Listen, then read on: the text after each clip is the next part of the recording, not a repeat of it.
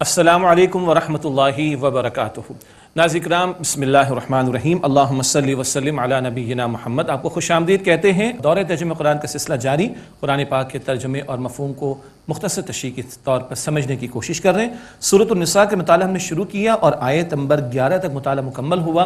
والدین اور اولاد کے حوالے سے چند موٹی موٹی باتیں آیت نمبر 11 کے مطالعے کی ذیل میں ہمارے سامنے آ گئیں۔ اب اگلی آیت ہے آیت نمبر 12، زوجین کے حوالے سے کہ شوہر کا انتقال ہو جائے تو بیوی کے لیے، اور بیوی کا انتقال ہو جائے تو شوہر کے لیے کیا ہوگا، اور ایک خاص قسم ہے بہن بھائیوں کی، اس کے حوالے سے کلالہ کا ایک مسئلہ بھی آئے گا انشاءاللہ۔ مطالعہ شروع کر رہے ہیں سورہ نساء کی آیت نمبر 12 سے۔ اعوذ باللہ من الشیطان الرجیم، بسم اللہ الرحمن الرحیم۔ وَلَكُمْ نِصْفُ مَا تَرَكَ أَزْوَاجُكُمْ إِن لَّمْ يَكُن لَّهُنَّ وَلَدٌ، اور تمہارے لیے یعنی شوہروں کے لیے آدھا ہے جو چھوڑ جائیں تمہاری بیویاں اگر ان کی کوئی اولاد نہ ہو۔ فَإِن كَانَ لَهُنَّ وَلَدٌ، پھر اگر ان کی اولاد ہو، فَلَكُمُ الرُّبُعُ، تو تمہارے لیے چوتھائی حصہ ہوگا 1/4 مما ترکنا، جو وہ چھوڑ جائیں۔ اولاد ہوگی تو حصہ کم ہو جائے گا، تو تمہارے لیے کیا ہے، آدھا اگر اولاد نہ ہو، اور اگر اولاد ہو تو 1/4 ایک چوتھائی۔ مما ترکنا، جو وہ چھوڑ جائیں، من بعد وصیت یوصین بہا او دین، وصیت کے بعد کہ جس کی وصیت وہ کر جائیں یا قرض ادا کیے جانے کے بعد۔ وَلَهُنَّ الرُّبُعُ مِمَّا تَرَكْتُمْ إِن لَّمْ يَكُن لَّكُمْ وَلَدٌ، اور اس میں سے ان کے لیے، بیویوں کے لیے چوتھائی حصہ ہے جو تم یعنی مرد چھوڑ جاؤ اگر تمہاری اولاد نہ ہو۔ اولاد نہیں تو بیوی کے لیے کتنا، چوتھائی حصہ 1/4۔ فَإِن كَانَ لَكُمْ وَلَدٌ، پھر اگر تمہاری اولاد ہو، فَلَهُنَّ الثُّمُنُ مِمَّا تَرَكْتُمْ، تو جو تم چھوڑ جاؤ اس میں سے ان کا 8واں حصہ ہوگا 1/8۔ تو یہ ہے جو بیوی کے لیے بتا دیا گیا، 1/4 اگر اولاد نہ ہو، اور اگر اولاد ہو تو 1/8، اور اگر ایک شخص کی ایک سے زائد بیویاں ہوں گی تو یہی حصہ ان میں تقسیم ہو جائے گا۔ مما ترکتم من بعد وصیت توصون بہا او دین، اس وصیت کے بعد جو تم وصیت کر جاؤ یا قرض ادا کرنے کے بعد۔ یہ بات پہلے بھی آ چکی ہے کہ ترتیب کیا ہے، کفن دفن کے اخراجات، ایک شخص کا انتقال ہو گیا، مال چھوڑا، پہلے کفن دفن کے اخراجات، پھر اس کے ذمے قرض ہو تو وہ ادا ہوگا، مہر نہیں دیا تو وہ بھی قرض ہوتا ہے، ادا کرنا پڑے گا جی۔ نمبر 3 وصیت ہے تو وصیت پر عمل ہوگا، 1/3 کی مال کی حد تک حدیث مبارک نے جو اس میں لمٹ لگا دی 1/3 تک۔ اب جو بچے گا وہ ترکہ ہے، وہ یہ تقسیم ہوگا ان حصوں کے مطابق۔ لیکن جیسے میں نے پہلے بھی عرض کیا کہ وصیت والے کو تو جس کے بارے میں کی گئی اس کو پتہ بھی نہیں، کون بیچارہ اس کو بتائے گا، اس کو پتہ ہی نہیں ہے، اس لیے اللہ تعالیٰ اس کی اہمیت کو واضح کرنے کے لیے وصیت کو پہلے بیان فرما رہے، قرض کو بعد میں۔ ترتیب میں قرض پہلے، قرض والا تو سر پہ آگے کھڑا بھی ہو جائے گا، لیکن وصیت جس کے حق میں کی گئی اس کو پتہ بھی نہیں ہوگا، اس لیے اس کی اہمیت کو بیان کرنے کے لیے وصیت کا ذکر پہلے آیا ہے۔ وَإِن كَانَ رَجُلٌ يُورَثُ كَلَالَةً أَوِ امْرَأَةٌ، اور اگر ایسے مرد کی میراث ہے جو کلالہ ہو، یا ایسی عورت، مراد کلالہ نہ اوپر والدین نہ نیچے اولاد، صرف بہن بھائی ہوں، نہ اوپر کوئی ہے نہ نیچے کوئی ہے، کلالہ۔ اگر ایسے مرد کی میراث یا ایسی عورت کی جو کلالہ ہو، وَلَهُ أَخٌ أَوْ أُخْتٌ، اور اس کے بہن بھائی ہوں، فَلِكُلِّ وَاحِدٍ مِّنْهُمَا السُّدُسُ، تو ان دونوں میں سے ہر ایک کا چھٹا حصہ ہوگا، یہاں برابر ہو گیا 1/6۔ فَإِن كَانُوا أَكْثَرَ مِنْ ذَلِكَ، پھر اگر وہ ایک سے زیادہ ہوں، فَهُمُ الشُّرَكَاءُ فِي الثُّلُثِ، تو وہ سب شریک ہوں گے 1/3 میں، 1/3 میں، مِن بَعْدِ وَصِيَّةٍ يُوصَى بِهَا أَوْ دَيْنٍ، اس وصیت کے بعد جو وصیت کر دی جائے یا قرض ادا کرنے کے بعد۔ اچھا یہاں پہ بس صرف نوٹ کر لیجئے گا، اور تفصیل کا موقع نہیں ہے۔ کون سے بہن بھائی ہیں؟ وہ کہ جن کی ماں مشترک ہو، ایک حقیقی بہن بھائی ہوتے ہیں، پھر ایک ایسا کہ والد مشترک، اور ایک وہ کہ جہاں ماں مشترک ہوتی ہے، ٹھیک ہے، ان کو کہتے اخیافی بہن بھائی۔ بس یہ بیان ہم نے آپ کے سامنے کر دیا، اسی لیے پہلے کہا تھا جب مسئلہ پیش آئے تو علماء سے معلوم کر کے تفصیل حاصل کریں اور اس کے مطابق عمل کریں۔ بقیہ بہن بھائی کہ جہاں حقیقی بہن بھائی ہوتے ہیں، والدین مشترک ہیں، یا جہاں والد مشترک ہوتے ہیں، وہ بیان اس صورت کے بالکل آخر میں آئے گا، وہاں کلالہ کا ایک اور مسئلہ ذکر کر دیا جائے گا، زیادہ تفصیل میں نہیں جا رہے۔ فرمایا کہ غیر مضار، بشرطے کہ نقصان کسی کو نہ پہنچایا جائے، یہ وصیت کے معاملات اور دیگر تمام امور میں کسی کے ساتھ زیادتی کا معاملہ نہ ہو۔ وصیت من اللہ، یہ اللہ تعالیٰ کی طرف سے وصیت، اللہ تعالیٰ کی طرف سے حکم ہے۔ کیا یہ جو وراثت کے احکامات جن میں آج ہم بہت ڈنڈی مارتے ہیں، بہت جو ہے وہ کوتاہی کرتے ہیں، خاص طور پر بیٹیوں اور بہنوں کا حصہ ہڑپ کر جاتے ہیں، بیوہ بھاوج کا حصہ ہڑپ کر جاتے ہیں، بہت ظلم کرتے ہیں، یتیم بچے اور بچیوں کا مال جو ان کے والد کی طرف سے ان کو مل رہا تھا ہڑپ کر جاتے ہیں، بہت بڑا ظلم کرتے ہیں۔ اللہ ہمیں ہدایت عطا فرمائے۔ فرمایا کہ وصیت من اللہ، یہ اللہ تعالیٰ کی وصیت یعنی حکم ہے، واللہ علیم حلیم، اور اللہ تعالیٰ خوب علم رکھنے والا، حلم والا ہے۔ اب سنیے گا وراثت کے احکامات کے بعد اللہ تعالیٰ کیا فرما رہا ہے، جنت و جہنم کا ذکر آ رہا ہے۔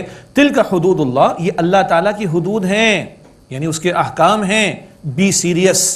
وَمَن يُطِعِ اللَّهَ وَرَسُولَهُ يُدْخِلْهُ جَنَّاتٍ تَجْرِي مِن تَحْتِهَا الْأَنْهَارُ خَالِدِينَ فِيهَا، اور جو اللہ تعالیٰ اور اس کے رسول علیہ السلام کی اطاعت کرے گا وہ اللہ اسے باغات میں داخل فرمائے گا، یعنی جنت جن کے نیچے نہریں جاری ہیں وہ ان میں ہمیشہ رہیں گے۔ وَذَلِكَ الْفَوْزُ الْعَظِيمُ، اور یہ عظیم بڑی کامیابی ہے۔ اللہ اکبر۔ اس کے برعکس وَمَن يَعْصِ اللَّهَ وَرَسُولَهُ يَتَعَدَّ حُدُودَهُ يُدْخِلْهُ نَارًا خَالِدًا فِيهَا، اور جو اللہ تعالیٰ اور اس کے رسول علیہ السلام کی نافرمانی کرے گا اور اللہ تعالیٰ کی حدود سے تجاوز کرے گا، اللہ تعالیٰ اسے آگ میں داخل کرے گا، وہ اس میں ہمیشہ رہے گا۔ وَلَهُ عَذَابٌ مُهِينٌ، اور اس کے لیے ذلت والا عذاب ہوگا، ذلیل کر دینے والا عذاب ہوگا۔ استغفر اللہ۔ وراثت کے احکامات پر عمل کرو تو اللہ تعالیٰ فرما رہے تم نے میری میرے رسول کی اطاعت کی، تمہارے لیے جنت، اور اگر وراثت کے احکامات پر عمل نہ کرو تو اللہ تعالیٰ فرما رہے تم نے میرے رسول کی نافرمانی کی، تمہارے لیے جہنم۔ اور ہم وراثت کے معاملات کو کتنا ہلکا لیتے ہیں۔ اللہ ہمارے حال پر رحم فرمائے اور ان معاملات کے حوالے سے ہمیں ہمارے اعمال کی اور معاملات کی اصلاح کی توفیق عطا فرمائے۔ آج موت نہیں آئی ہے، موقع ہے، مہلت ہے، اگر کسی کا ہڑپ کر کے بیٹھے ہیں خدا را واپس کرے، ورنہ کل جہنم کے انگارے ہیں۔ اور جب یہ معاملات ہمارے گھروں میں پیش آئیں تو بار بار میں نے ذکر کیا، علماء کرام سے مسئلہ معلوم کر کے، پوری تفصیل بتا کر، فقہی شرعی مسئلہ معلوم کر کے وراثت کے ان احکامات پر عمل کرنے چاہیے۔ اللہ ہمیں توفیق عطا فرمائے۔ اگلا رکوع شروع ہوتا ہے سورہ نساء کا، جہاں زنا کی ایک اولین سزا کا ذکر ہے، توبہ کا بیان ہے کہ کس کی توبہ اللہ ضرور قبول فرما لیتا ہے، اور کچھ گھریلو زندگی کے لیے ہدایات اس رکوع میں آ رہی ہیں۔ ارشاد ہوا وَاللَّاتِي يَأْتِينَ الْفَاحِشَةَ مِن نِّسَائِكُمْ، اور تمہاری عورتوں میں سے جو بدکاری کی مرتکب ہوں، فَاسْتَشْهِدُوا عَلَيْهِنَّ أَرْبَعَةً مِّنكُمْ، بس ان پر گواہ لاؤ اپنوں میں سے 4۔ فَإِن شَهِدُوا فَأَمْسِكُوهُنَّ فِي الْبُيُوتِ، پھر اگر وہ گواہی دے دیں یعنی گواہ، تو ان عورتوں کو گھروں میں بند رکھو، حَتَّى يَتَوَفَّاهُنَّ الْمَوْتُ، یہاں تک کہ موت انہیں اٹھا لیں، أَوْ يَجْعَلَ اللَّهُ لَهُنَّ سَبِيلًا، یہ اللہ تعالیٰ ان کے لیے کچھ سبیل پیدا فرما دیں۔ یہ اول ایک حکم تھا جو منسوخ ہو گیا، بعد میں زنا کے حوالے سے سزاؤں کا ذکر آ گیا۔ سورہ نور کی آیت نمبر 2 میں 100 کوڑوں کی سزا ہے، جس کے بارے میں تفصیل حدیث مبارک میں، غیر شادی شدہ مرد یا عورت زنا کا ارتکاب کرے تو 100 کوڑوں کی سزا، سورہ نور آیت نمبر 2، اور شادی شدہ مرد یا عورت زنا کا ارتکاب کرے، جرم ثابت ہو جائے تو رجم کی سزا، اسٹوننگ ٹو ڈیتھ، پتھر مار مار کر ہلاک کرنا۔ اللہ اکبر۔ یہ تورات میں بھی سزا تھی، ہماری شریعت میں بھی ہے بہت سخت، کم ہی مثالیں ملیں گی صدیوں میں آپ کو، لیکن اگر یہ نافذ ہو تو کروڑوں کو عبرت حاصل ہو جائے گی۔ یہ ہے جو ان سزاؤں کے پیچھے بڑی اہم حکمت ہے۔ البتہ جو آیت زیر مطالعہ اور اگلی آیت بھی، یہ اول دور کے احکامات تھے، بعد میں سزائیں مقرر کر دی گئیں اور تدریجاً یہ احکامات اس معاشرے میں آئے اور اب دین مکمل ہو گیا، تو اللہ سبحانہ و تعالیٰ نے یہ بیان فرما دیا ہے اور بعد کے احکامات نے ان کو منسوخ کر دیا۔ یہ احکام منسوخ اور بعد والے ناسخ، ایبروگیٹنگ ہیں۔ آگے فرمایا کہ وَاللَّذَانِ يَأْتِيَانِهَا مِنْكُمْ فَآذُوهُمَا، اور تم میں سے جو 2 افراد مرتکب ہوں گناہ کے، بدکاری کے، تو تم انہیں ایذا دو۔ یہ ایذا کیا ہے؟ ان کی تذلیل کا معاملہ، کوئی مار پیٹ کا معاملہ، کوئی سزا کا معاملہ، اول یہ حکم تھا، بعد میں دیگر سزائیں آ گئی جیسے کہ ذکر ہوا، تو یہ آیات منسوخ ہیں۔ فَإِن تَابَا وَأَصْلَحَا فَأَعْرِضُوا عَنْهُمَا، پھر اگر وہ توبہ کر لے اور اپنی اصلاح کر لیں تو ان کا پیچھا چھوڑ دو۔ إِنَّ اللَّهَ كَانَ تَوَّابًا رَحِيمًا، بے شک اللہ تعالیٰ خوب توبہ قبول فرمانے والا، نہایت رحم فرمانے والا ہے۔ اللہ تعالیٰ مجھے اور آپ کو سچی پکی توبہ کی توفیق عطا فرمائے۔ کون سی توبہ اللہ ضرور قبول فرماتا ہے؟ اللہ جو چاہے کہے، اللہ اپنے اوپر کسی بات کو لازم کر لے تو وہ اللہ کر سکتا ہے، ہاں اس پر کچھ واجب نہیں ہے، وہ جو چاہے سو کرے، مگر وہ ہماری ترغیب و تشویق کے لیے فرما رہا ہے۔ کیسی توبہ قبول فرماتا ہے وہ اللہ؟ انما التوبة على الله للذين يعملون السوء بجهالة، بے شک اللہ تعالیٰ توبہ قبول فرماتا ہے، بے شک اللہ تعالیٰ کے ذمہ کرم پر ہے کہ وہ ان لوگوں کی توبہ قبول فرمائے کہ جو نادانی سے گناہ کرتے چلے جاتے ہیں، کر بیٹھتے ہیں، برائی کر بیٹھتے ہیں، ثم یتوبون من قریب، پھر وہ جلد توبہ کر لیتے ہیں۔ اللہ اکبر، اللہ کے ذمہ کرم پر اللہ نے لیا ہے اس بات کو۔ کن کی توبہ اللہ قبول فرمائے گا؟ جہالت میں، نادانی میں کر گئے، کبھی شیطان کا ورغلاوہ آ گیا، نفس کی شرارت ہو گئی، اکساہٹ کا معاملہ ہو گیا، معاشرے کا پریشر آ گیا، جذبات قابو میں نہ رہ سکے، ہو جاتا ہے نا، نادانی میں اگر ہو گیا، ثم یتوبون من قریب، وہ فوراً جلدی توبہ کر لیتے ہیں، ڈیلے نہیں کرتے، تاخیر نہیں کرتے، اڑے نہیں رہتے۔ فَأُولَٰئِكَ يَتُوبُ اللَّهُ عَلَيْهِمْ، تو یہ لوگ ہیں اللہ تعالیٰ ان کی توبہ قبول فرماتا ہے۔ وَكَانَ اللَّهُ عَلِيمًا حَكِيمًا، اور اللہ تعالیٰ خوب علم رکھنے والا، حکمت والا ہے۔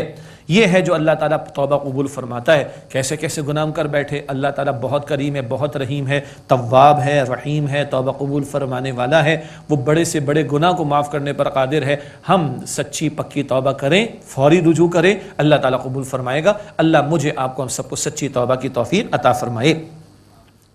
وَلَيْسَتِ التَّوْبَةُ لِلَّذِينَ يَعْمَلُونَ السَّيِّئَاتِ، اور ان لوگوں کی توبہ کی قبولیت نہیں جو برائیاں کرتے رہتے ہیں، گناہ میں مبتلا رہتے ہیں۔ حَتَّى إِذَا حَضَرَ أَحَدَهُمُ الْمَوْتُ، یہاں تک کہ جب موت ان میں سے کسی کے سامنے آ جاتی ہے، قَالَ إِنِّي تُبْتُ الْآنَ، تو اس وقت وہ کہتے ہیں کہ میں اب توبہ کرتا ہوں۔ اس وقت کی توبہ قبول نہیں۔ حدیث مبارک ہے مَا لَمْ يَغَرْغِرْ، جب تک موت کا غرغرہ نہ، اس سے پہلے پہلے توبہ کی قبولیت ہے، ورنہ غرق ہوتا فرعون ایمان لا رہا تھا، اس وقت کا ایمان لانا معتبر نہیں۔ یہ بات سورہ یونس میں ذکر میں آئے گی، آیت نمبر 90، 91، 92 میں۔ غرق ہوتا فرعون ایمان لا رہا ہے، اس وقت کا ایمان لانا، توبہ کرنا معتبر نہیں، تو ان کی توبہ قبول نہیں ہوتی۔ موت سامنے آگے کھڑی ہو گئی، اب توبہ کریں، یہ توبہ قبول نہیں ہوتی۔ وَلَلَّذِينَ يَمُوتُونَ وَهُمْ كُفَّارٌ، نہ ان لوگوں کی توبہ قبول ہوتی جو مر جاتے ہیں حالت کفر میں۔ أُولَٰئِكَ أَعْتَدْنَا لَهُمْ عَذَابًا أَلِيمًا، یہ وہ لوگ ہیں ہم نے تیار کیا ہے ان کے لیے دردناک عذاب۔ اللہ برے انجام سے بچائے، سچی پکی توبہ کی توفیق ہم سب کو عطا فرمائے۔ بعض لوگ کہتے ہیں پھر گناہ ہو جائے گا، ارے بھائی ابھی تو توبہ کر لے، اگر ہو جائے گناہ تو پھر توبہ کر لینا۔ کبھی کسی نے کہا آج بخار ہے، میں ٹیبلٹ نہیں لے رہا، میں میڈیسن نہیں لے رہا، کیوں؟ پھر بخار ہو جائے گا، بے وقوف ہے نا۔ ارے بھائی تو آج تو میڈیسن لے، اگر پھر بخار ہو جائے تو میڈیسن لے لینا، آج توبہ کر لو، پھر اگر خدا نہ خواستہ گناہ ہو جائے تو اللہ تعالیٰ نے توبہ کا دروازہ موت سے پہلے پہلے ہمارے لیے کھول رکھا ہے۔ اس کے بعد گھریلو زندگی کے بارے میں رہنمائی، عورتوں کے تعلق سے ہدایات۔ میں ہماری بہنوں سے عرض کروں اگر ان تک یہ بات پہنچ رہی ہے کہ خدا را اللہ کی شریعت کی بات کریں، اللہ کے دین کی بات کریں، یہ دجالی تہذیب کے ہمنوا لوگ ہمیں بے وقوف بنا کر ہم سے ہمارا عقیدہ ایمان چھوڑنے کے لیے تیار کر رہے ہیں ہمیں، معاذ اللہ۔ ہاں، اللہ تعالیٰ ہماری حفاظت فرمائے، ہمارے ایمان کی حفاظت فرمائے۔ اللہ ہمارا خالق ہے، اس نے جو ہمیں رہنمائی دی اسی میں ہمارے لیے خیر ہے۔ سنیے اللہ تعالیٰ عورتوں کے بارے میں کیا رہنمائی عطا فرما رہا ہے۔ یا ایھا الذین آمنوا لا یحل لکم ان ترثوا النساء کرہا، اے ایمان والو تمہارے لیے حلال نہیں کہ تم وارث بن جاؤ عورتوں کے زبردستی۔ ایسا بھی ہوتا کبھی ایک شخص کا انتقال ہو گیا، اس کی بیوہ جو ہے، اس بیوہ کو اس شخص کے گھر والے جو ہیں وہ ملکیت سمجھتے تھے، یہ ہماری ملکیت ہے، استغفر اللہ۔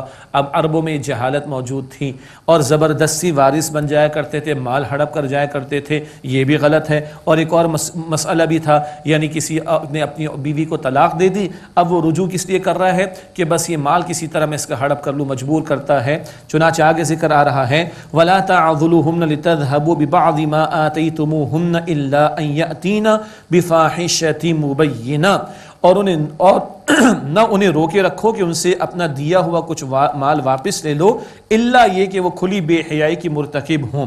یعنی رجوع کا معاملہ اس لیے نہیں کہ اس کو ستایا جائے گا، اس سے مال ہڑپ کیا جائے گا، قطعاً نہیں۔ عورت سے تم تعلق تم نے قائم کیا، یہ زندگی بھر کا معاہدہ ہے، تم پر اس کی کفالت کی ذمہ داری ہے، تم پر اس کی ذمہ داری پوری کرنے کا تقاضا ہے، اور تم اس لیے اس کو روکے رکھتے ہو اپنے پاس کہ تم اس کو ستاؤ گے کہ ایسی مجبور ہو جائے کہ مال تمہارے حوالے کر کے جان چھڑانا تم سے چاہے، یہ مجبور نہ کرو۔ اور جو یہ ظالم کرتے ہیں اللہ تعالیٰ تو ان کو نہیں چھوڑے گا۔ ایک طرف خوف خدا اور فکر آخرت پیدا ہو تو لوگوں کے اعمال درست ہوں گے، اور دوسری طرف تعدیبی کارروائی کی ضرورت پیش آتی، پھر وہ ریاست کی ذمہ داری بنتی ہے کہ کس طرح ظلم کے خاتمے کی وہ کوشش کریں۔ فرمایا الا ان یاتین بفاحشۃ مبینہ، الا کہ وہ کھلی بے حیائی کے ارتکاب کرنے والی ہوں۔ ایسا بے حیائی کا معاملہ اور ایسا پوائنٹ آف نو ریٹرن کہ اب مرد کے لیے ممکن ہی نہیں کہ اپنے بیوی کو اپنے ساتھ رکھ سکے، وہ ایک بات الگ ہے، لیکن اس کے سوا کچھ ایسا معاملہ کرنا کہ تم روک کے رکھنا چاہتے ہو کہ ان کو مجبور کرو کہ مال ہڑپ کر لو، وہ مال دے کر جان چھڑانے پر تم مجبور ہو جائیں، یہ ظلم کرنا تمہارے لیے روا اور جائز نہیں ہے۔ اگلا جملہ سادہ ہے اللہ کی طرف سے، لیکن ہے کیا؟ وَعَاشِرُهُنَّ بِالْمَعْرُوفِ، اور ان بیویوں کے ساتھ، ان عورتوں کے ساتھ معروف طریقے پر معاملہ کرو۔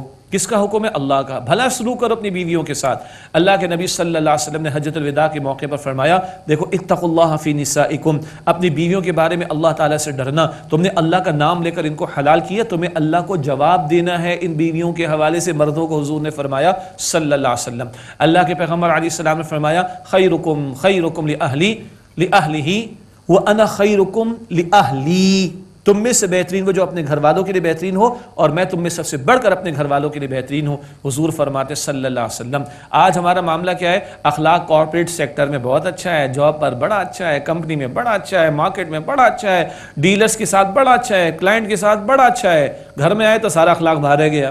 یہ کیا زیادتی ہے بھائی؟ گھر والوں کا زیادہ حق ہے کہ ان کے ساتھ اسے سلوک کیا جائے. یہ اللہ کے پیغمبر فرما رہے صلی اللہ علیہ وآلہ وسلم. آگے ایک اور بڑی پیاری ہدایت، فَإِن كَرِهْتُمُوهُنَّ فَعَسَىٰ أَن تَكْرَهُوا شَيْئًا وَيَجْعَلَ اللَّهُ فِيهِ خَيْرًا كَثِيرًا. پھر اگر وہ تمہاری بیویاں تمہیں ناپسند محسوس ہوں تو عین ممکن ہے کہ تم ایک چیز کو ناپسند کرو اور اللہ تعالیٰ اس میں بہت بھلائی رکھ دے. ارے خالی صورت کا ہی معاملہ تھوڑا ہوتا ہے، سیرت کی بات بھی ہوتی ہے. پھر بدلتے حالات کے اندر ایک بیوی کا بڑا رول ہوتا ہے. مشکل حالات کے اندر اس کا صبر کے لیے تیار رہنا اور اپنے شوہر کو صبر کے لیے تیار کرنا. بچوں کی پرورش کا معاملہ، بدلتے حالات کے اندر قناعت کی ضرورت پیش آتی ہے، صبر کی ضرورت پیش آتی ہے، شکر کی کیفیات کا معاملہ پیش آتا ہے، گھر کو جوڑے رکھنے کی بات ہوتی ہے، مسائل آ جاتے ہیں، اس میں کھڑا رہنا ہوتا ہے. یہ بہت سارے پہلو ہیں. تو ایک شے تمہیں ہو سکتا ہے کہ ناپسند لگے اور ہو سکتا ہے کہ اللہ تعالیٰ اسی میں خیر پیدا فرما دے. اللہ کے پیغمبر فرماتے ہیں صلی اللہ علیہ وسلم. کیا پیاری ہدایت، اور آج ہم کتنا دور ہیں. حضور نے فرمایا صلی اللہ علیہ وسلم، مسلم شریف کی روایت، کوئی شخص تم میں سے اپنی بیوی سے بغض نہ رکھے، نفرت نہ کرے. اگر تمہیں اپنی بیوی کی ایک بات پسند نہیں آ رہی، تلاش کرو دوسری پسند آ جائے گی. اخلاق بہت اچھا ہو سکتا ہے، کفایت شادی کا معاملہ ہو سکتا ہے، گھر کو بنا کر لے کر چلنے والی اور سب کو جوڑ کر لے کر چلنے والی کیفیت ہو، بہت کچھ ہو سکتا ہے. ایک ادا اگر پسند نہیں آ رہی، تلاش کرو، اللہ دوسری ادا تمہیں محبوب کر دے گا. اور ایک مرد کو یہ سوچنا چاہیے اپنی بیوی کے تعلق سے، وہ جو تمہاری بیوی ہے اس نے اپنی ماں باپ بہن بھائیوں گھر سب کچھ کو چھوڑا ہے، دو جملے کہہ کر پوری زندگی کے لیے اپنے آپ کو تمہارے حوالے کر دیا. اس سے بڑی اور کیا خوبی اس کی ہوگی؟ یہ مردوں کو سوچنا چاہیے. جب ہم یہ باتیں بیان کرتے ہیں، قرآن پاک سے بیان کر رہے ہیں، تو مردوں کو بڑا چاہیے. عورتوں کے حقوق کے علم بردار مولوی صاحب کھڑے ہو گئے. عجیب بات ہے، یہ اللہ کا کلام بیان ہو رہا ہے، اور اگر ہماری کمزوریاں اور اس پر توجہ ہو رہی ہے تو اس میں پریشان کیوں نہیں بھائی؟ اللہ کا شکر ادا کرے کہ بات سمجھ آ رہی ہے تو معاملہ ٹھیک کر لیں تاکہ کل اللہ کی پکڑ سے بچ سکیں. ہاں پھر وہ کہتے نہیں کچھ عورتوں کو بھی تو سنائے نا، وہ اللہ تعالیٰ کا کلام ہے نا، میں اپنی عقل سے تھوڑی بیان کر رہا ہوں، یہ اہل علم اپنی عقل سے تھوڑی بیان کر رہے ہیں، اللہ کا کلام ہے. آگے عورتوں کے لیے بھی ہدایات آ جائیں گی انشاءاللہ تعالیٰ. مرد اپنے حصے کا کام کرے نا، عورت اپنے حصے کا کام کرے، دونوں اپنے حصے کا کام کریں، معاملہ ٹھیک ہوتے جائیں گے انشاءاللہ تعالی. اگلی بات فرمایا وَإِنْ أَرَدْتُمُ اسْتِبْدَالَ زَوْجٍ مَكَانَ زَوْجٍ، اور اگر بدلنا چاہو تم ایک بیوی کی جگہ دوسری بیوی، وَآتَيْتُمْ إِحْدَاهُنَّ قِنْطَارًا، اور تم نے ان میں سے کسی ایک کو ڈھیروں مال دے دیا، فَلَا تَأْخُذُوا مِنْهُ شَيْئًا، تو تم اس میں سے کچھ بھی واپس نہ لو. اتأخذونہ بہتانا و اثما مبینا، کیا تم وہ لیتے ہو بہتان لگا کر اور سری یعنی کھلے گناہ کے طور پر؟ اللہ اکبر. کبھی اگر خدا نہ خواستہ پوائنٹ آف نو ریٹرن کی بات آ گئی، طلاق کا معاملہ پیش آ گیا، تم کہیں اور نکاح کرنے کا ارادہ کرنا چاہتے ہو، پچھلی پہلی بیوی تمہارے لیے اب ساتھ چلنا ممکن نہیں ہے، تو ایک الگ بحث ہے. پوائنٹ آف نو ریٹرن ہے تو طلاق کی گنجائش ہے، ناپسندیدہ. لیکن اگر تم دوسری بیوی کرنا چاہتے ہو تو پہلی کا ایسا معاملہ نہیں، جو کچھ دے چکے ہو، بڑے پیار محبت سے نکاح کیا تھا، دلہن بنا کر اپنے لے کر آئے تھے اور بڑے اس کا تم نے اعزاز اکرام کیا تھا، اس کے ساتھ تم نے زندگی بھی کچھ حصہ تو گزارا، جو دے دیا وہ دے دیا. حدیث یاد آ رہی ہے؟ قرآن پاک کہہ رہا ہے ڈھیروں بھی اگر دے دیا ہو، ڈھیروں بھی مال واپس نہیں لوگے. پلاٹ دے دیا تو دے دیا، مال دے دیا تو دے دیا، انویسٹمنٹ میں اس کا حصہ دے دیا تو دے دیا. اور اگر تحفہ دیا تھا نا، خوشی خوشی دیا تھا، واپس نہیں لے سکتے. اللہ فرما رہے بہتان لگا کر لینا چاہتے ہو، کھلا گناہ اپنے سر لینا چاہتے ہو، یہ گناہ کی بات ہے، بہتان کی بات ہے، جرم کی بات ہے، معصیت کی بات ہے، نافرمانی کی بات ہے. کون کہہ رہا ہے یہ اللہ تعالیٰ کا کلام کہہ رہے ہیں. اور ہم معاشرے میں کیا کر رہے ہیں؟ اللہ اکبر. اور جو دیا اور واپس لیا جائے تو حدیث مبارک پھر پیش کر دوں. اللہ کے پیغمبر کیا ہماری نفسیات کو حضور جانتے تھے، خوب جانتے تھے، نفس پر ہاتھ تھا حضور کا صلی اللہ علیہ وسلم. تم نے کسی کو تحفہ دیا اور تم واپس لیتے ہو، ایسے ہی ہے کہ جیسے کتا قے کرتا ہے اور چاٹتا ہے اپنی قے کو. استغفر اللہ. جتنا یہ مکروہ لگ رہا ہے نا، اتنا یہ گندا ہے کہ تم نے خوشی خوشی بیوی کو دیا، اب تم واپس لینا چاہتے ہو. جیسے یہ کتے کی قے چاٹنا گندا ہے، یہ بھی گندا ہے. حضور نے ہماری تربیت فرمائی ہے صلی اللہ علیہ وسلم. لگ رہا ہے برا، وہ برا نہیں لگتا ہے، وہ اتنا ہی برا ہے جتنا کتے کی قے. میں جان بوجھ کے بار بار عرض کروں تاکہ برا لگے جو یہ حرکتیں ہم کر رہے ہوتے ہیں. اللہ ہمیں سمجھ عطا فرمائے اور ان ہدایات پر ہمیں ہمارے گھروں میں معاشروں میں عمل کی توفیق عطا فرمائے. آگے اللہ تعالیٰ فرما رہا ہے وَكَيْفَ تَأْخُذُونَهُ وَقَدْ أَفْضَىٰ بَعْضُكُمْ إِلَىٰ بَعْضٍ، اور تم کیسے وہ واپس لوگے اور جبکہ تم میں سے ایک دوسرے سے لطف اندوز ہو چکا ہے. وَأَخَذْنَا مِنْكُمْ مِيثَاقًا غَلِيظًا، اور انہوں نے تم سے پختہ عہد لیا تھا، یہ زندگی بھر کا معاہدہ تھا، اگریمنٹ تھا. اب تم کیسے لطف اندوز ہو چکے؟ کچھ حصہ زندگی کا گزارا، چاہے چند مہینے چند سال ہی کیوں نہ ہو، جو دے دیا سو دے دیا. اللہ اکبر. اب زمانے جاہلیت کی بری رسم اس کی نفی کی جا رہی ہے. وَلَا تَنْكِحُوا مَا نَكَحَ آبَاؤُكُم مِّنَ النِّسَاءِ إِلَّا مَا قَدْ سَلَفَ، اور ان عورتوں سے نکاح نہ کرو جن سے تمہارے باپ نے نکاح کیا ہو مگر جو پہلے گزر چکا. معاذ اللہ، زمانے جاہلیت میں سوتیلی ماں سے بڑا جو بیٹا تھا وہ نکاح کر لیا کرتا تھا. اللہ تعالیٰ کا دین منع کرتا ہے، اس کو نکاح مقت کہتے ہیں، انتہائی قبیح قسم کا جرم اور گناہ کی بات. الا ما قد سلم، مگر جو پہلے گزر چکا. انہ کان فاحشۃ ومقتا، بے شک بے حیائی اور غضب کی بات تھی. وساء سبیلا، اور برا راستہ تھا. تو سوتیلی ماں سے نکاح حرام ہے، اس کی توجہ دلا دی گئی. اگلا رکوع شروع ہوتا ہے، محرمات کا بیان ہے، وہ خواتین جن سے نکاح نہیں ہو سکتا. اگلی آیت میں محرمات ابدیہ کا بیان ہے، ایسی خواتین جن سے ایک شخص کا کبھی بھی نکاح نہیں ہو سکتا. اور پھر اس کے بعد اگلی آیات میں نکاح کے حوالے سے کچھ ہدایات ہمارے سامنے آئیں گی. ارشاد ہوا حرمت علیکم امہاتکم وبناتکم واخواتکم وعماتکم وخالاتکم، تم پر حرام کی گئی ہیں تمہاری مائیں اور تمہاری بیٹیاں اور تمہاری بہنیں اور تمہاری پھپھیاں اور تمہاری خالائیں. وبنات الاخی وبنات الاختی، اور تمہاری اور بھتیجیاں اور بھانجیاں. وامہاتکم اللاتی ارضعنکم، اور تمہاری رضاعی مائیں جنہوں نے تمہیں دودھ پلایا. واخواتکم من الرضاعۃ، اور تمہاری دودھ شریک بہنیں. یہ نوٹ کر لیجئے گا، جو رشتے نسب کی وجہ سے حرام ہوتے ہیں، ایک بیٹا اس کی ماں سے اس کا نکاح نہیں ہو سکتا، وہ رضاعت سے بھی حرام ہو جاتے ہیں.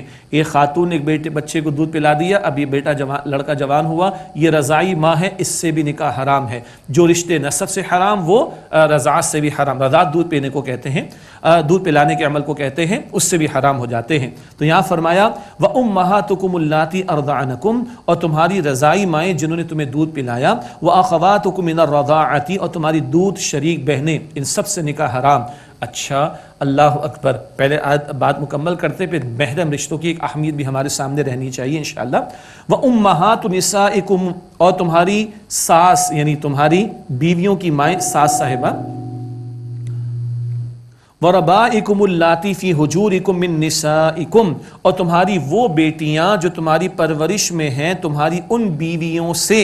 اللَّاتِي دَخَلْتُم بِهِنَّ، جن سے تم نے صحبت اختیار کی. فَإِن لَّمْ تَكُونُوا دَخَلْتُم بِهِنَّ، پھر اگر تم نے ان سے صحبت اختیار نہیں کی. فَلَا جُنَاحَ عَلَيْكُمْ، تو تم پر کچھ گناہ نہیں ہے. اس حوالے سے یعنی ایک خاتون سے تم نے نکاح کیا، اس کے سابقہ شوہر سے کوئی بیٹی ہے تو اس سے نکاح نہیں ہو سکتا. ہاں، اس خاتون سے تم نے صحبت اختیار نہیں کی، کسی وجہ سے معاملہ ختم ہو گیا، تو پھر وہ جو بیٹیاں ہیں ان سے نکاح ہو سکتا ہے. فرمایا فَإِن لَّمْ تَكُونُوا دَخَلْتُم بِهِنَّ فَلَا جُنَاحَ عَلَيْكُمْ، پھر بس اگر تم نے ان سے صحبت نہیں اختیار کی تو تم پر کوئی گناہ نہیں. وَحَلَائِلُ أَبْنَائِكُمُ الَّذِينَ مِنْ أَصْلَابِكُمْ، اور تمہارے حقیقی بیٹوں کی بیویاں، جو بیٹے تمہاری پشت سے حقیقی بیٹے، منہ بولا بیٹا حقیقی بیٹا نہیں ہوتا، حقیقی بیٹے کی جو بیوی ہے یعنی بہو، اس سے بھی نکاح حرام. وَأَن تَجْمَعُوا بَيْنَ الْأُخْتَيْنِ إِلَّا مَا قَدْ سَلَفَ، اور یہ کہ تم دو بہنوں کو جمع کرو مگر یہ کہ جو پہلے ہو چکا. یعنی دو بہنوں کو ایک شخص ایک وقت میں نکاح میں نہیں رکھ سکتا. ہاں، ایک خاتون سے نکاح ہوا، اس کا انتقال ہو گیا، معاملہ ختم، اب اس کی جو بہن ہے اب اس سے نکاح ہو سکتا ہے، بیک وقت نکاح نہیں ہو سکتا. یہ ہیں جو ایسی خواتین جن سے کبھی بھی نکاح نہیں ہو سکتا. اور دیکھیں اس میں ماں کا ذکر بھی آیا، خالہ پھپھی کا ذکر بھی آیا. سبحان اللہ، ماں کا بھی ادب ہے، خالہ پھپھی کا بھی ادب ہے. جو محرم رشتہ دار ہو گیا، نکاح حرام ہو گیا، تو پھر کہیں کفالت کی ضرورت پیش آئے گی، مدد کی ضرورت پیش آئے گی، پروٹیکشن کی ضرورت پیش آئے گی، تو محرم رشتہ دار اس کی ذمہ داری یہ بن جاتی ہے. جیسے ماں کی خدمت پر اجر ہے، اسی طرح خالہ کی خدمت پر بھی اجر ہے، پھپھو کی خدمت پر بھی اجر ہے۔ اللہ اکبر۔ اور یہ جو بتایا کہ دو بہنوں کو جمع کرنا بھی منع، سنت رسول علیہ السلام نے تھوڑی اور وضاحت فرمائی، اس کو ایکسپینشن دی ہے۔ ایسی دو خواتین جو آپس میں خالہ بھانجی ہوں، ایک وقت میں ایک شخص ان سے نکاح نہیں کر سکتا، یا ایسی دو خواتین جو آپس میں پھپھی بھتیجی ہوں، ایک شخص ایک وقت میں ان سے نکاح نہیں کر سکتا، یہ بہت ہی قربت کا معاملہ ہو جاتا ہے۔ الا ما قد سلف، مگر جو پہلے گزر چکا۔ ان اللہ کان غفورا رحیما، بے شک اللہ تعالیٰ بہت بخشنے والا، نہایت رحم فرمانے والا ہے۔ ناظرین کرام، یہ محرمات ابدیہ کا بیان ہوا۔ ناظرین کرام، اسی پر اکتفا کرتے ہیں اور دعا کے ساتھ محفل کا اختتام کرتے ہیں۔ بسم اللہ الرحمن الرحیم، اللہم صلی وسلم علی نبینا محمد، ربنا تقبل منا انک انت السمیع العلیم وتب علینا انک انت التواب الرحیم، ربنا لا تزغ قلوبنا بعد اذ ہدیتنا وہب لنا من لدنک رحمہ انک انت الوہاب۔ اے اللہ ہماری جانب سے یہ ساری محنتیں قبول فرما لے، ہمارے صغیرہ کبیرہ گناہوں کو بخش دے۔ اے اللہ ہم سب گھر والوں کی اور تمام مسلمانوں کی مغفرت فرما۔ اے اللہ آج مہلت فائدہ اٹھا کر کل کی ہمیشہ کی زندگی کی تیاری کی توفیق دے۔ اے اللہ کل حضور علیہ السلام کے سامنے ہمیں رسوا نہ کرنا۔ اے اللہ کل کی ذلت و رسوائی سے ہم سب کی حفاظت فرما دے۔ اے اللہ ہم سب کو جہنم سے محفوظ فرما دے۔ اے اللہ ہم سب کو جنت الفردوس عطا فرما دے۔ وصلی اللہ علی النبی الکریم وعلی آلہ واصحابہ اجمعین برحمتک یا ارحم الراحمین۔ یا رحمان